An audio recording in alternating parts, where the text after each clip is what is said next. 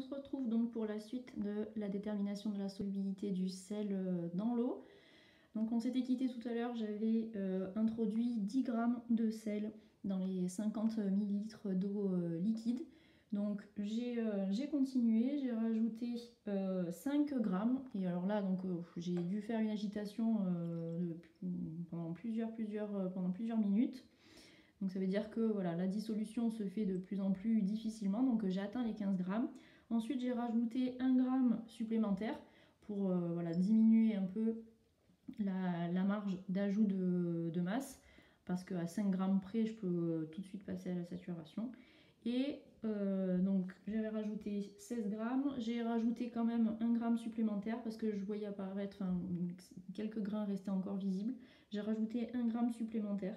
Et donc là, on arrive à bien visualiser les grains de sel qui ne peuvent plus se dissoudre. Autrement dit, on a bien atteint la saturation. Alors, expérimentalement, c'est pas franchement simple et on est loin d'être très précis, puisque là, j'ai atteint donc une marge de 1 g.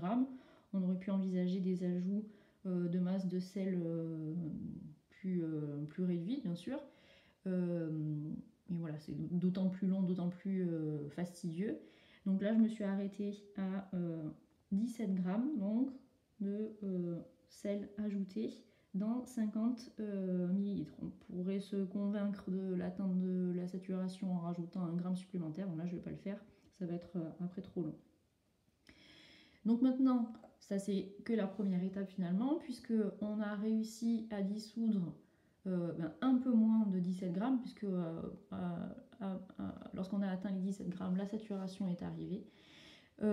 Pour les 50 ml, il faut maintenant pouvoir retrouver la masse maximale correspondante pour 1 litre. Donc pour ça, il suffit d'utiliser une relation de proportionnalité, retrouver quel est le coefficient de proportionnalité qui va nous permettre de retrouver 1 litre à partir des 50 ml.